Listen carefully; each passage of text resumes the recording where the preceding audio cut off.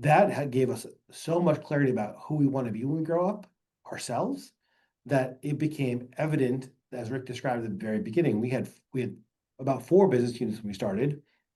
And when we realized that 2 of them didn't belong there anymore, and they wasn't part of who we were going to be when we grew up, it became very clear for us to say, we need to exit this business. One we shuttered, one we sold, and the other 2 that remained, as they grew, ended up splitting and operating into where we are today. Those 2 different businesses operate together, under one roof, but under 2 separate entirely business units with a little bit of shared infrastructure, um, but with their own vision, their own VTOs, their own vision traction organizer. The 8 questions about who we want to be separately when we grow up is what we use to drive those decisions. That's what gives us the clarity. And then we're all aligned, the whole team in those 2 different business units are aligned around where you're going to be in 10 years, in 3 years, in 1 year, how you're going to go about it with your marketing strategy. What are the major issues we're facing right now? What are the rocks we're working on this quarter to get to our annual goals?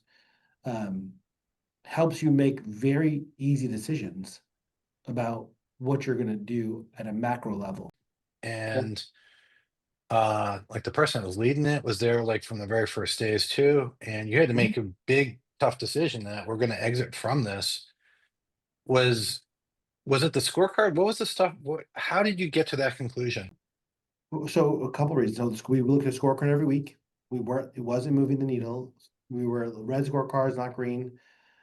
We looked at what our VTO was, and it didn't fit the piece of the puzzle. Like, it didn't fit our 10-year plan to be $100 million business with and where we wanted to go. And it didn't, because it wasn't growing at that pace, it became a drag on the rest of the organization.